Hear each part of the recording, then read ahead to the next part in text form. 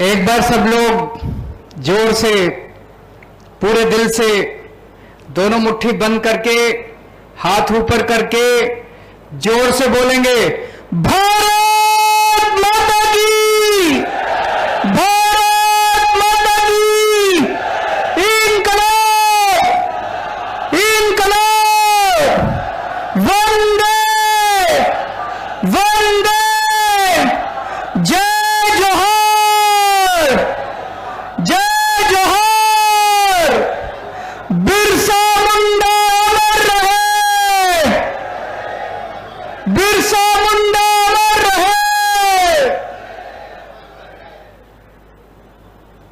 आज इतनी भारी संख्या में आए हुए सभी भाइयों, बहनों, माताओं, बुजुर्गों, बच्चों, आप सब लोगों को मेरा नमस्कार, सबको मेरा प्रणाम। केम छो? मजामा? मुझे गुजरात के लोगों से इतना प्यार मिल रहा है, इतना प्यार मिल रहा है, जहां भी जाते हैं। आज मेरे को भी पुलिस वाला एक बता रहा था, यहां पे 1.5 लाख लोगों का भी 1.5 लाख लोग आए हुए हैं, यहां पे सामने 1.5 लाख लोग आए हुए हैं, और अपने से समय निकाल के सब लोग आए हैं, किसी को पैसे नहीं दिए, सब अपनी मर्जी से आए हैं। जैसे ये लोग पैसे देके इकट्ठे करते हैं, सब अपनी मर्जी से आए हैं, सब बदलाव के लिए आए हैं। मैं आप लोगों का बहुत बहुत आभारी हूं, दिल से आभारी हूं कि आप लोग इतना समय निकाल के आए हैं, इतने घंटे से यहां पे हमारा इंतजार कर रहे हैं, बैठे हुए हैं। आपको एक ही विश्वास दिलाना चाहता हूं, आपके प्यार का ऋण, एक एक ऋण चुकता कर देंगे जैसे ही सरकार बनी।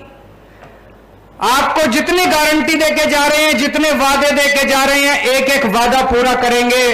आपके बच्चों का भविष्य बनाएंगे, गुजरात के 6.5 करोड़ लोगों के साथ मिलकर एक नया गुजरात बनाएंगे। दोस्तों,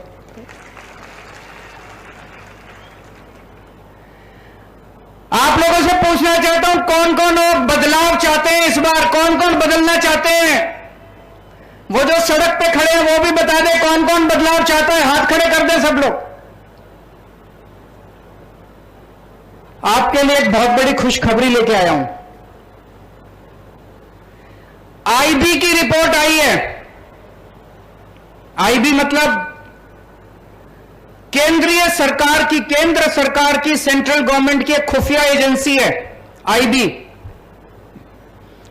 उसने गुजरात में घूम घूम के लोगों से पूछा, जनता से पूछा, इस बार चुनाव में किसको वोट दोगे? आईबी ने अपनी रिपोर्ट दी है कि आने वाले चुनाव के अंदर आम आदमी पार्टी की सरकार बनने जा रही है। बहुत बड़ी बात है। आप लोगों ने कमाल कर दिया, जनता ने कमाल कर दिया। एक नई पार्टी, छोटी सी पार्टी पर ईमानदार पार्टी। आप लोगों ने ईमानदार पार्टी के लिए मन बना लिया। लेकिन आईबी की रिपोर्ट में एक और बात लिखी है, सरकार तो बन रही है लेकिन अभी किनारे पे है। अभी 93-94 सीट आ रही है।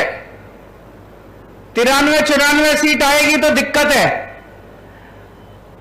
इस बार इतना वोट डालो, इतना वोट डालो कि 150 पार कर जाए, 150 से ज्यादा सीट आनी चाहिए। एक बार जोर का धक्का मारना पड़ेगा।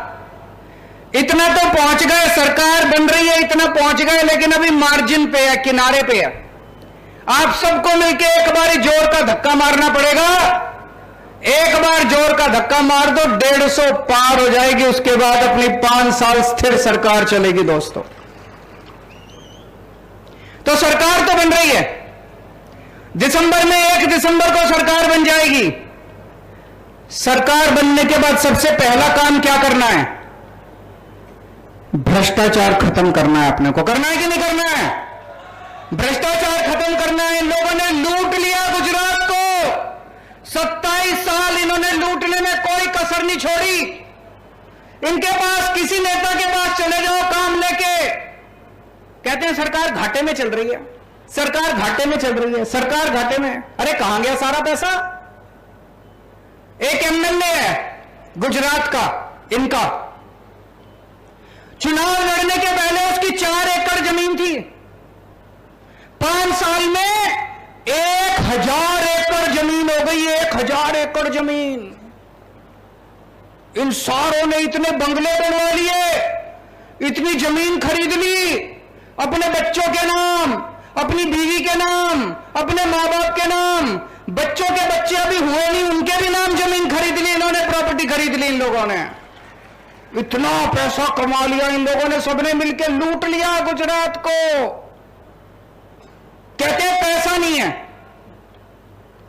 गुजरात में हर साल गुजरात सरकार 2.5 लाख करोड़ रुपए खर्च करती है, 2.5 लाख करोड़ रुपए, 2.5 लाख करोड़ रुपए, इतने सारे पैसे होते हैं, इतने सारे पैसे। अभी भगवंत मान जी ने बताया आपको, आप लोग सुबह से शाम तक कितना टैक्स देते हो? रोटी खाते हो तो टैक्स देते हो, मोबाइल इस्तेमाल करते हो तो टैक्स देते हो, दूध पीते हो टैक्स देते हो, छाछ पीते हो टैक्स देते हो, दही खाते हो टैक्स देते हो, माचिस इस्तेमाल करते हो टैक्स देते हो, चाय पत्ती पे टैक्स, हर चीज पे जनता टैक्स देती है। अरबों खरबों खरबों खरबों इतना रुपया इन्होंने इकट्ठा कर रखा है। हर साल 2.5 लाख करोड़ रुपया गुजरात सरकार खर्च करती है। कहां खर्च करती है जी? 27 साल में आपके गांव में सड़क बनी? एक भी सड़क बनी आपने देखी सड़क बनती? कोई स्कूल बनाया इन्होंने? कोई अस्पताल बनाया इन्होंने? कोई कॉलेज बनाया इन्होंने?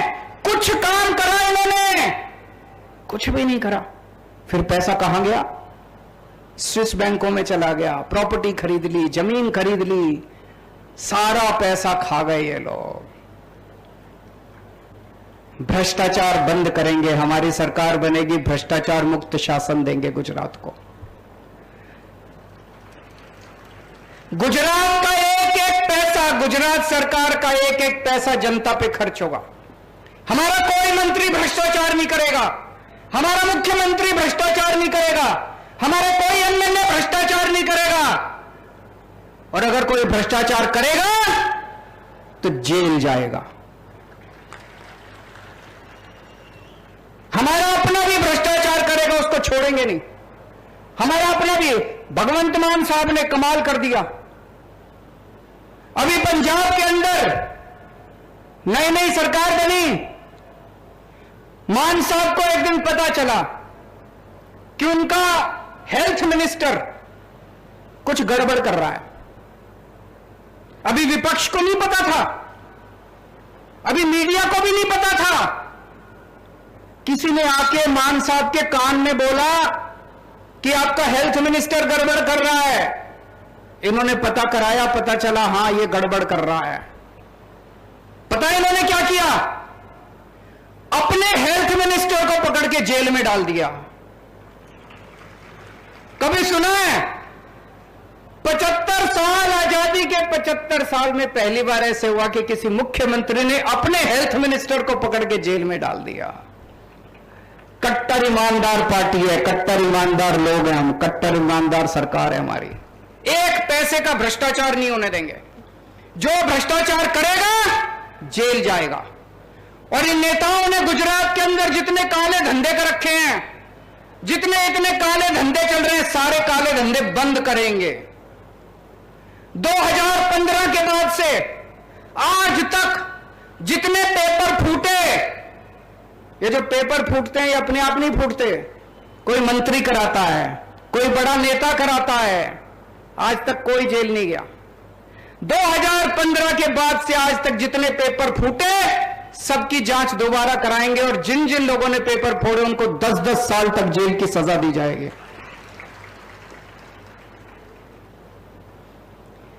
आप सरकारी विभाग में काम कराने जाते हो, आपको पैसे देने पड़ते हैं। देने पड़ते हैं कि नहीं देने पड़ते? चाहे जाति प्रमाण पत्र बनवाना है, राशन कार्ड बनवाना है, बिजली का कनेक्शन लेना है, पानी का कनेक्शन लेना है, राशन कार्ड, कुछ भी काम कराना है, पैसे देने पड़ते हैं। 1 दिसंबर के बाद से आपके सारे काम बिना पैसे के होंगे, बिना रिश्वत के होंगे, कोई पैसा देने की जरूरत नहीं पड़ेगी।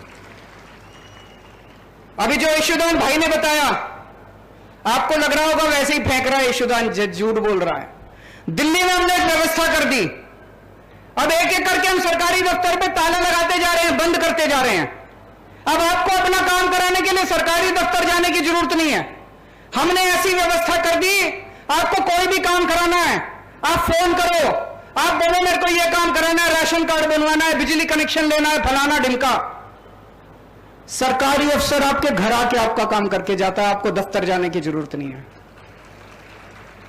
गुजरात में भी यह व्यवस्था करेंगे, आपके घर आके आपका काम करेंगे, सरकारी ऑफिसर आपके घर आएगा, आपको किसी को रिश्वत देने की जरूरत नहीं, किसी को पैसा देने की जरूरत नहीं है। साफ सुथरा प्रशासन देंगे दोस्तों। कल मैं गुजरात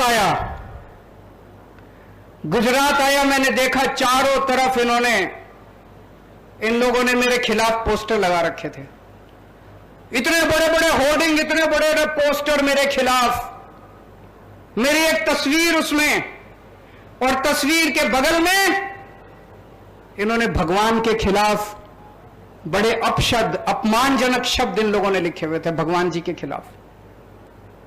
मेरे को बड़ी तकलीफ हुई, बहुत दुख हुआ मुझे।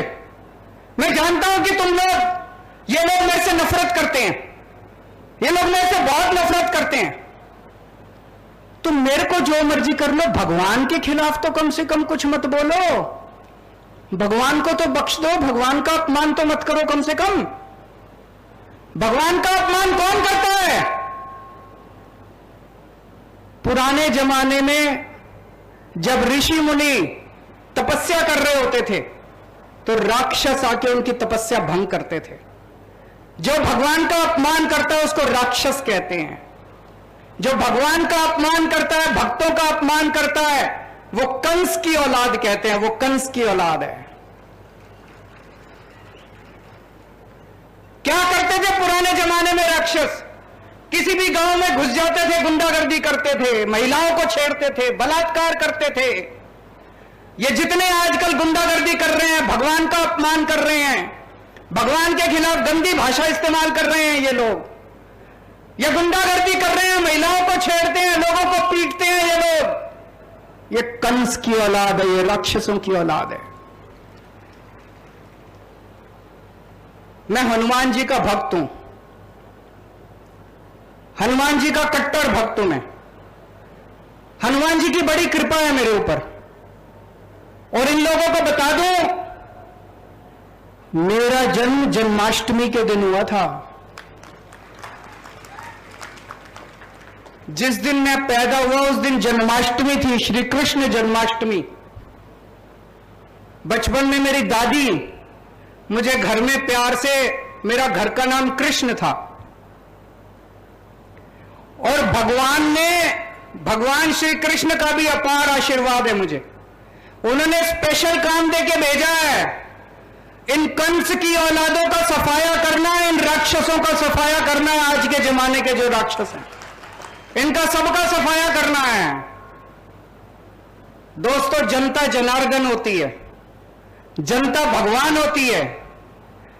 आपका साथ चाहिए, आप मेरे साथ मिलकर भगवान का काम पूरा करेंगे, इन राक्षसों का सफाया करेंगे। जनता को सुकून दिलाना है, जनता के सुख शांति लेके आनी है, इन राक्षसों का सफाया करना है दोस्तों। भ्रष्टाचारियों का सफाया करना है, गुंडागर्दी करने वाले, भगवान का अपमान करने वाले लोगों का सफाया करना है।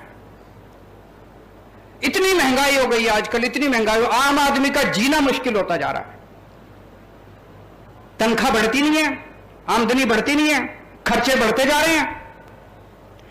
दिल्ली में और पंजाब में हमने एक काम करा दी। हमने सोचा हम क्या कर सकते हैं, जनता को महंगाई से छुटकारा देने के लिए क्या कर सकते हैं। हम लोगों ने दिल्ली में और पंजाब में बिजली फ्री कर दी। बिजली फ्री कर दी और पुराने बिजली के बिल माफ कर दिए। जैसे मान लो आपका पुराना 70,000 रुपए का बिल है, 80,000 रुपए का पुराना बिल है। कई बार ये गलत बना के भेज देते हैं। हमने पुराने सारे बिल माफ कर दिए मौजूदा बिजली के बिल जीरो कर दिए, अब सबके बिल जीरो आ रहे हैं। सबके, दिल्ली में भी और पंजाब में भी सबके बिजली के बिल जीरो आ रहे हैं। दोस्तों,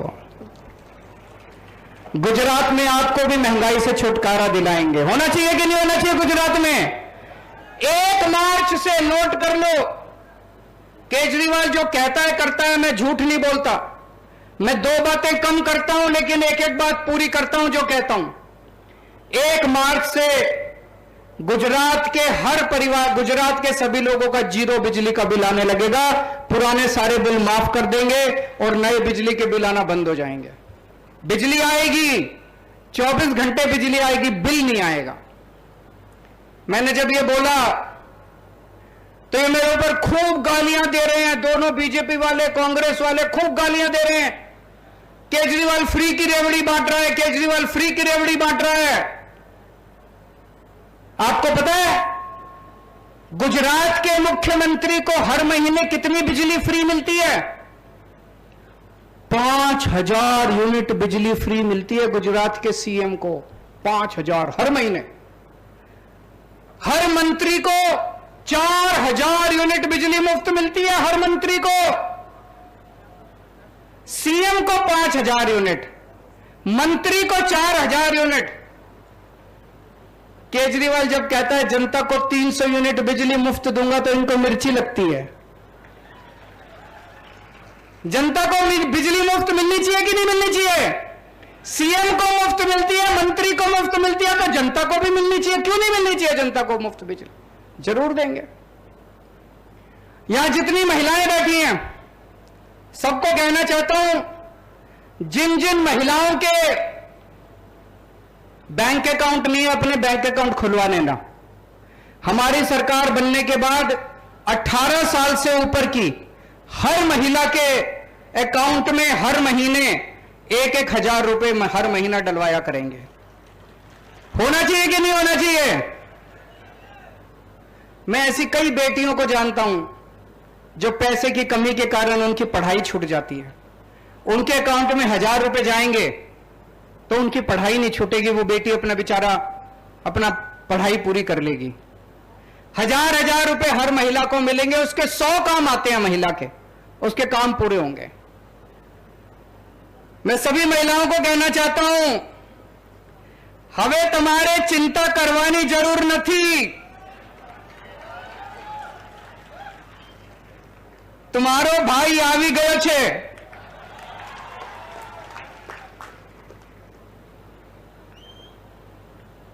दोस्तों, दिल्ली में पहले सरकारी स्कूलों का बहुत बुरा हाल था, जैसे गुजरात के अंदर सरकारी स्कूलों का बुरा हाल है। आदमी सरकारी स्कूल में अपने बच्चे को तब भेजता है जब गरीबी में उसके पास पैसा नहीं होता, पढ़ाने के लिए पैसा नहीं होता, सरकारी स्कूल में भेज देता है। दिल्ली में भी पहले स्कूल टूटे पड़े थे, बिल्डिंग टूटी पड़ी थी, छत टूटी पड़ी थी, बैठने को जगह नहीं थी, टीचर पढ़ाते नहीं थे। 5 साल के अंदर हमने दिल्ली के सारे सरकारी स्कूलों को शानदार बना दिया। शानदार। सारी बिल्डिंग तोड़ तोड़ के नई बिल्डिंग बना दी, प्राइवेट से भी अच्छे सरकारी स्कूल बना दिए। अब दिल्ली की जनता प्राइवेट स्कूलों से नाम कटा कटा के सरकारी स्कूल में भर्ती करा रहे हैं। कभी सुना था? इस साल 4 लाख बच्चों ने अपने सरकारी स्कूल से नाम कटा के प्राइवेट स्कूल से नाम कटा के सरकारी स्कूल में भर्ती कराया।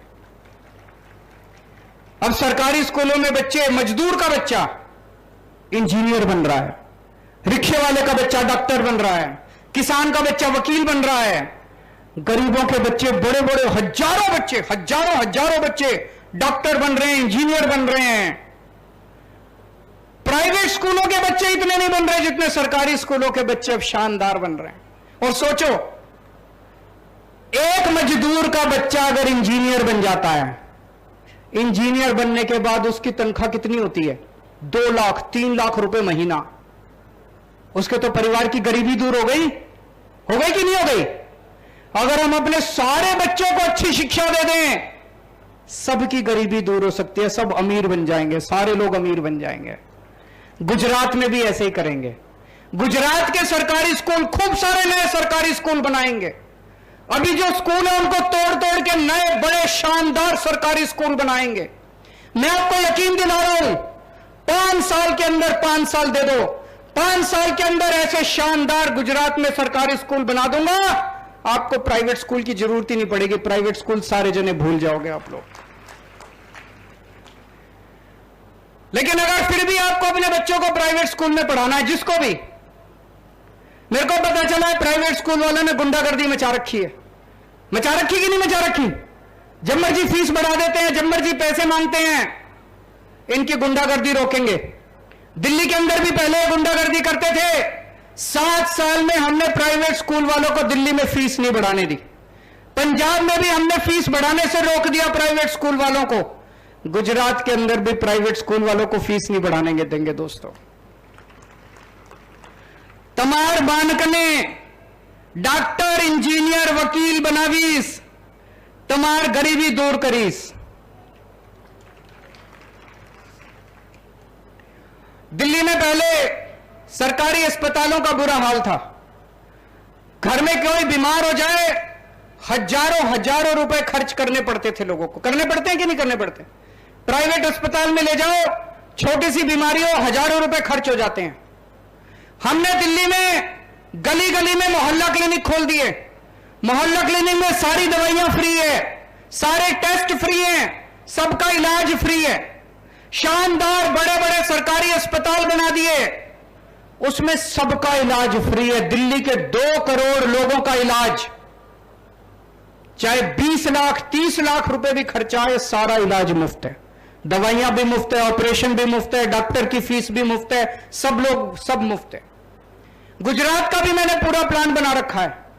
गुजरात में हमारी सरकार बनेगी, हर गांव के अंदर एक एक मोहल्ला क्लिनिक खोलेंगे। उस क्लिनिक में एक एमबीबीएस डॉक्टर बनाएंगे, वहां पे आपकी सारी दवाइयां मुफ्त होंगी, सब कुछ मुफ्त होगा, सारा इलाज मुफ्त। और अगर बड़ी बीमारी हो जाए, पूरे गुजरात के अंदर कई सारे बड़े बड़े सरकारी अस्पताल बनाएंगे दिल्ली की तरह, और 6.5 करोड़ गुजरातियों का हर एक का सारा इलाज मुफ्त होगा, चाहे अमीर हो चाहे गरीब हो, चाहे कितना भी खर्चा है, आपका सारा इलाज मुफ्त किया जाएगा। मुझे राजनीति करनी नहीं आती, मुझे पॉलिटिक्स करनी नहीं आती।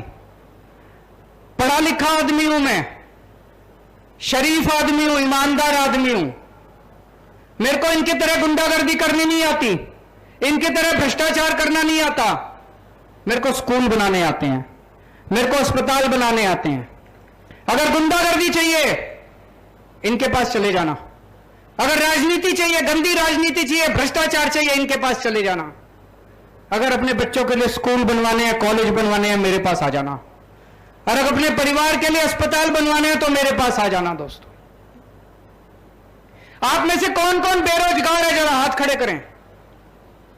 सब लोग बेरोजगार हैं। मैंने अभी एक टीवी चैनल में देखा,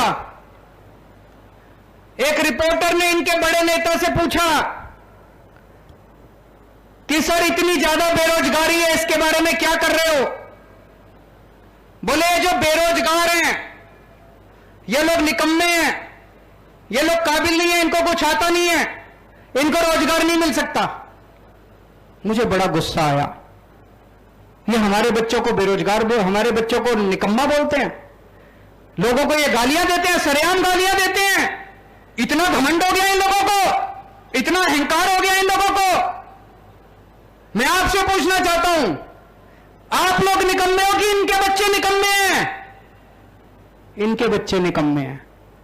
तुम्हारे इनके बच्चे निकम्मे हैं। इनके बच्चों को फिर भी चेयरमैन बना देते हैं, एमएलए बना देते हैं, टिकट दे देते हैं। हमारे बच्चों को मौका नहीं मिलता। मौका देके देखो, तुम्हारे बच्चों को पीछे छोड़ देंगे हमारे बच्चे। आपको रोजगार मैं दूंगा, आपके लिए रोजगार की व्यवस्था मैं करूंगा। मैंने पूरी प्लानिंग कर रखी है। दिल्ली हमने 12 लाख बच्चों को रोजगार दिए हैं, 12 लाख बच्चों को। भगवंत मान ने पंजाब में अभी 20,000 से ज्यादा सरकारी नौकरियां निकाली, अभी 6 महीने भी नहीं हुए। हमें रोजगार देना आता है। गुजरात के लिए पूरी प्लानिंग करी है, कैसे हर युवा को रोजगार देना है। जब तक रोजगार नहीं मिलेगा, हर युवा को 3-3 हजार रुपए बेरोजगारी भत्ता दिया जाएगा। होना चाहिए कि नहीं होना चाहिए? और 10 लाख सरकारी नौकरियां, नई सरकारी नौकरियां निकाली जाएंगी।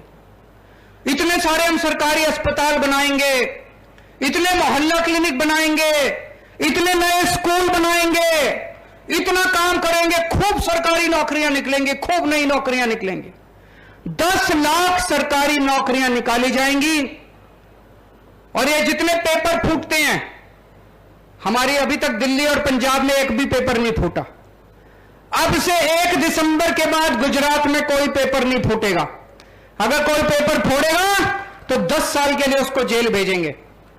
अभी तक जितनी वैकेंसी हैं, तलाटी के पेपर नहीं हुए, टेट के पेपर नहीं हुए, टैट के पेपर नहीं हुए, पुलिस में भर्तियां बाकी है। पूरे 1 साल का हमने शेड्यूल बनाया है। फरवरी में तलाटी के पेपर हो जाएंगे, मई के महीने में टैट के और टेट के पेपर हो जाएंगे। उसके बाद दिसंबर तक आते आते सारे पुलिस की भर्तियां करके सबको बिना पेपर फोड़े सबकी भर्ती कर देंगे। किसी को पैसे देने की जरूरत नहीं है, रिश्वत देने की जरूरत नहीं है। ये लोग कहते थे गुजरात की सड़कें बड़ी अच्छी हैं। हम लोग दिल्ली में बैठ के सोचते थे होंगी अच्छी। अभी मैं इतने दिनों से गुजरात घूम रहा हूं, सब जगह सड़कें टूटी पड़ी हैं, सब जगह। जनता की पहली डिमांड है कि हमारी सड़कें ठीक करा देना। दोस्तों, भ्रष्टाचार खत्म करेंगे, खूब पैसा बचेगा, खूब पैसा बचेगा और आपकी सड़कें ठीक कराएंगे। जो सबसे जरूरी सड़कें हमें बता देना, जो जरूरी वाली सड़कें हैं 6 महीने में ठीक करा देंगे और बाकी बची हुई 3 से 4 साल के अंदर एक एक सारी सड़कें ठीक कराएंगे। यहां पे बहुत सारे किसान भाई आए हुए हैं। किसान की सबसे बड़ी समस्या होती है पैसा लगा के, खून पसीना बहा के अपनी फसल उगाता है और जब फसल बेचने जाता है मंडी में, बाहर बेचने जाता है बाजार में, तो उसको कोई भी पूरा दाम देने के लिए तैयार नहीं होता। औने पौने दाम में वो अपनी फसल बेच के आ जाता है। किसान कर्जे में डूब जाता है और फिर आत्महत्या कर लेता है। किसानों को फसलों का पूरा दाम दिलाएंगे। अगर उसको पूरे दाम मंडी में नहीं मिलेंगे, मार्केट में नहीं मिलेगी, तो सरकार उसकी सारी फसल खरीदेगी, हम खरीदेंगे उसकी सारी फसल एमएसपी के दाम पे। शुरुआत करेंगे 5 फसलों से, गेहूं, चावल, चना, मूंगफली, कपास। इन 5 फसलों पे अगर किसान को मार्केट में एमएसपी का दाम नहीं मिलता तो सरकार के पास आ जाए, सरकार उसकी सारी फसल एमएसपी के दाम पे खरीद लेगी। पंजाब में भी करके दिखाया है। पंजाब में हमने 5 फसलों के ऊपर एमएसपी दे दी, गेहूं, चावल, कपास, नरमा, मूंग दाल। पंजाब में दे दी। गुजरात में 5 फसलों से शुरू करेंगे और धीरे धीरे करते करते 1-1 साल में, 2-2 साल में और नई फसलें जोड़ते जाएंगे। पर किसानों को फसलों का पूरा दाम दिलाएंगे और अगर किसानों को फसलों का पूरा दाम मिल गया, कोई किसान आत्महत्या नहीं करेगा। उसके बाद उसके पास पैसे की कमी नहीं बचेगी। आज किसानों को बिजली कभी रात को आती है, कभी 1 घंटा आती है, कभी 2 घंटा आती है। दोपहर के टाइम में हर किसान को 12 घंटे बिजली का प्रावधान करेंगे। आज सिंचाई की व्यवस्था का बुरा हाल है। नर्मदा का पानी आज भी अलग अलग इलाकों में नहीं पहुंचा। आपके लिए सिंचाई की व्यवस्था करेंगे और नर्मदा के पानी को कोने कोने तक पहुंचाएंगे दोस्तों। और अगर आपकी फसल बर्बाद होती है तो दिल्ली में हम लोगों ने एक योजना बना दी। दिल्ली में अगर आपकी फसल बर्बाद होती है 50,000 रुपए प्रति हेक्टेयर के हिसाब से हम किसान को मुआवजा देते हैं। ऑटोमेटिक मुआवजा मिल जाता है उसको 1 महीने के अंदर। अब हमने पंजाब में भी व्यवस्था कर दी। गुजरात में भी अगर सरकार बनेगी तो 50,000 रुपए प्रति हेक्टेयर के हिसाब से किसानों को फसल बर्बाद होने पर मुआवजा दिलाएंगे। यहां पे बहुत सारे आदिवासी भाई बहन आए हुए हैं। पैसा लागू करेंगे। अभी तक सरकार की नीयत खराब थी। कोई सरकार पैसा लागू नहीं करना चाहती। ग्राम सभाओं को पूरा अधिकार देंगे। आपका जल, जंगल, जमीन, इसके ऊपर ग्राम सभा का अधिकार होगा। जो गांव वाले कहेंगे उनकी मर्जी के बिना कोई आपकी जमीन नहीं ले सकता। 5th शेड्यूल संविधान का लागू करेंगे। आदिवासी लोगों को, उनके भाई बहनों को पूरा अधिकार, आदिवासी लोगों का जो अधिकार है सब अधिकार दिलाएंगे। अभी अयोध्या में राम मंदिर बन रहा है, अगले साल तक पूरा हो जाएगा। कौन कौन लोग रामचंद्र जी के दर्शन करना चाहते हैं? हाथ खड़े करके बताएं। सब लोग वहां पे जाना चाहते हैं, लेकिन जाने के लिए पैसे चाहिए। पैसे की कमी हो जाती है। पूरा परिवार लेके जाओ तो और खर्चा आता है, आना जाना, रहना, खाना पीना। दिल्ली में हमने शुरू किया है। दिल्ली में अभी हम रामलला के दर्शन करवाने के लिए लोगों को ले जाते हैं। सब कुछ फ्री है, सरकार देती है। आना जाना, रहना, खाना पीना। जब ट्रेन जाती है, स्पेशल ट्रेन जाती है दिल्ली से, मैं उन्हें छोड़ने जाता हूं स्टेशन पे। जब ट्रेन आती है मैं उन्हें लेने जाता हूं। इतने खुश होते हैं लोग, इतना आशीर्वाद देते हैं लोग, इतना आशीर्वाद देते हैं। गुजरात के लोगों को भी अयोध्या में रामचंद्र जी के दर्शन कराएंगे, फ्री में दर्शन कराएंगे। ये लोग मेरे को खूब गालियां देते हैं, केजरीवाल सब कुछ फ्री फ्री फ्री क्यों दे रहा है। मैं आपसे पूछना चाहता हूं, हमारे देश के बच्चों को अच्छी शिक्षा फ्री में मिलनी चाहिए कि नहीं मिलनी चाहिए? हाथ खड़े करके बता दो। हमारे देश में पैदा होने वाले हर आदमी को, हर औरत को अच्छा इलाज फ्री में मिलना चाहिए कि नहीं मिलना चाहिए? हमारे देश में लोगों को फ्री में बिजली मिलनी चाहिए कि नहीं मिलनी चाहिए? मिलनी चाहिए।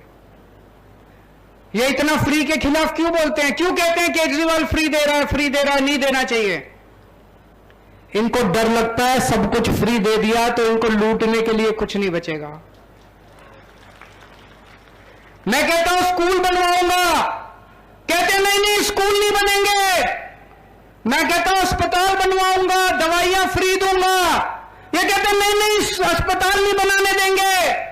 मैं कहता हूं मैं बिजली फ्री दूंगा, नहीं नहीं बिजली फ्री नहीं देंगे। क्यों? इनको लगता है स्कूल बन गए, अस्पताल बन गए, मोहल्ला क्लिनिक बन गए, सड़कें बन गई तो इनके लूटने के लिए पैसा नहीं बचेगा। दोनों इकट्ठी हो गई पार्टियां, दोनों खूब गालियां दे रही है मेरे को। आजकल मैंने सुना है पिछले कुछ दिनों से, जब से ये आईबी की रिपोर्ट आई है, दोनों की रात को 12 बजे सीक्रेट मीटिंग होती है। दोनों पार्टियों की, दोनों की सीक्रेट मीटिंग होती है। दोनों तय करते हैं कल केजरीवाल को यह गाली देनी है। सुबह सुबह 10 बजे एक पार्टी कहती है केजरीवाल कुत्ता है, 11 बजे दूसरी पार्टी कहती है केजरीवाल कमीना है, 12 बजे तीसरी पार्टी कहती है केजरीवाल आतंकवादी है, 1 बजे दूसरी पार्टी कहती है केजरीवाल खालिस्तानी है। खूब गालियां दे रहे हैं ये लोग, खूब गालियां दे रहे हैं। दोस्तों इनके चक्कर में मत पड़ना, ऊपर वाले की कुछ कृपा हो रही है। पूरा गुजरात इस टाइम बदलाव की आंधी चल रही है। पूरे गुजरात के अंदर जबरदस्त आंधी चल रही है। भगवान ने झाड़ू चलाने शुरू कर दी है। भगवान झाड़ू चला रहा है ऊपर से। कुछ तो प्रभु की दिव्य शक्ति है कोई, जो इस समय पूरे गुजरात के अंदर घूम घूम के जनता का मन बदल रही है। दोस्त जबरदस्त हो रहा है पूरे गुजरात के अंदर। अब कांग्रेस को वोट मत दे देना। कांग्रेस को वोट देने का मतलब है वोट खराब करना। सर्वे में कांग्रेस की 10 से भी कम सीट आ रही हैं और ये 10 भी चले जाएंगे बीजेपी में चुनाव के बाद, वो भी नहीं बचने वाले। कांग्रेस को वोट देना बिल्कुल बेकार है। कांग्रेस को वोट देके अपना वोट खराब मत करना और इनका 27 साल का अहंकार तोड़ना इस बार। इनको इतना घमंड हो गया, इनको इतना घमंड हो गया है। बहुत सारे बीजेपी के नेता मिलते हैं, बहुत सारे बीजेपी के कार्यकर्ता मिलते हैं, अंदर खाने बोलते हैं सर कुछ करो, इस बार हराओ इनको। बीजेपी वाले हराना चाहते हैं बीजेपी वालों को। भगवान ने झाड़ू चलाने शुरू कर दिए, भगवान झाड़ू चला रहा है ऊपर से। कुछ तो प्रभु की दिव्य शक्ति है कोई, जो इस समय पूरे गुजरात के अंदर घूम घूम के जनता का मन बदल रही है दोस्त। जबरदस्त हो रहा है पूरे गुजरात के अंदर। अब कांग्रेस को वोट मत दे देना। कांग्रेस को वोट देने का मतलब है वोट खराब करना। सर्वे में कांग्रेस की 10 से भी कम सीट आ रही हैं, और ये 10 भी चले जाएंगे बीजेपी में चुनाव के बाद, वो भी नहीं बचने वाले। कांग्रेस को वोट देना बिल्कुल बेकार है। कांग्रेस को वोट देके अपना वोट खराब मत करना। और इनका 27 साल का अहंकार तोड़ना इस बार। इनको इतना घमंड हो गया, इनको इतना घमंड हो गया है। बहुत सारे बीजेपी के नेता मिलते हैं, बहुत सारे बीजेपी के कार्यकर्ता मिलते हैं, अंदर खाने बोलते हैं सर कुछ करो, इस बार हराओ इनको। बीजेपी वाले हराना चाहते हैं बीजेपी वालों को, कहते हैं सर कुछ करो, इस बार हराओ इनको। मैं सारे बीजेपी के कार्यकर्ताओं से कहना चाहता हूं, सारे बीजेपी के नेताओं से, जो जो बीजेपी को हराना चाहते हैं, मैं जानता हूं आपको डर है, आप बीजेपी में ही रहो, लेकिन अंदर खाने बीजेपी को हराने का काम करो। अंदर खाने आम आदमी पार्टी के लिए काम करो। मुझे पता है किसी का बिजनेस है, किसी का धंधा है, आप हमारी पार्टी में आओगे आपको तंग करेंगे, ये गुंडागर्दी करते हैं। आप हमारी पार्टी में आओगे आपका बिजनेस खराब कर देंगे, आप वहीं रहो, बिजनेस खराब करने की जरूरत नहीं है, लेकिन अंदर खाने इनको हराने का काम शुरू कर दो, अंदर खाने से। और जितने कांग्रेस के कार्यकर्ता हैं, आपको डरने की जरूरत नहीं है, सारे अपनी पार्टी छोड़ के आम आदमी पार्टी में आ जाओ। अब अपनी पार्टी बाजी भूल जाओ। ये नई आंधी चल रही है, नई राजनीति, नई पार्टी, नए चेहरे, नए विचार, नया सवेरा आने वाला है। सब लोग नया गुजरात बनाने के लिए इकट्ठे हो जाओ, सब लोग, चाहे आप इस पार्टी में हो चाहे उस पार्टी में हो, पार्टी मत देखो, गुजरात के लिए काम करो, देश के लिए काम करो, अपनी अपनी पार्टियां छोड़ दो, अपनी अपनी पार्टियों को भूल जाओ दोस्तों। और आज इन्होंने, आजकल ये बीजेपी वालों ने एक और चर्चा शुरू करी है, अपने आप बोलते हैं, घूम घूम के कान में बोलेंगे यार केजरीवाल तो अच्छा है, पर इस बार नहीं आएंगे, अगली बार, इस बार नहीं आएंगे, अगली बार। कोई आके बोले ना समझ जाना बीजेपी वाला है, उनको बोला नहीं अगली बार नहीं, इसी बार बोलो, इसी बार बोलो, अगली बार नहीं इसी बार। तो जो अगर आपको आके बोले कि अगली बार, वो समझ जाना बीजेपी वाला है, बदमाशी कर रहा है, उसको बोलना नहीं दोस्त अगली बार नहीं इसी बार। तो दोस्तों एक आखिरी धक्का मारना है, सब लोगों को एक काम अब करना है, यहां से बाहर निकलोगे आधे घंटे के अंदर, सब लोग अपना अपना व्हाट्सएप खोल लेना, और व्हाट्सएप पे जितने नंबर हैं हर एक को एक मैसेज भेज देना कि मैं अपने बच्चों के भविष्य के लिए इस बार आम आदमी पार्टी को वोट दे रहा हूं, मेरे दोस्त, मेरे भाई, तू भी इस बार एक बार आम आदमी पार्टी को दे दे। सबको बाहर निकल के सबको मैसेज करोगे नहीं करोगे? भगवान कसम, सब लोग अपने अपने दोस्तों को, जितनी कॉन्टैक्ट लिस्ट में जितने नंबर है सबको मैसेज कर देना। और अभी जो ईशुदान भाई ने कहा, अपने गांव में जाके, अपने मोहल्ले में जाके कम से कम 100 लोगों को वोट देने के लिए तैयार करना है।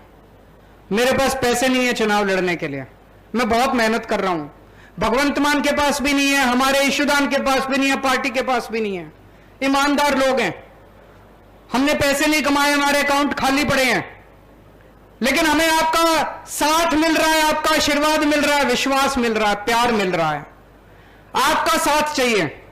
आप लोगों को यह चुनाव लड़ना पड़ेगा, अपने अपने गांव में घर घर जाके कम से कम एक आदमी 100 वोट तैयार करेगा। करोगे? आजकल गुजरात के लोगों ने एक नया नारा निकाला है, एक कटोरी 2 समोसा। जोर से बोलो, एक कटोरी 2 समोसा, भाजपा तेरा क्या भरोसा। एक कटोरी 2 समोसा, भारत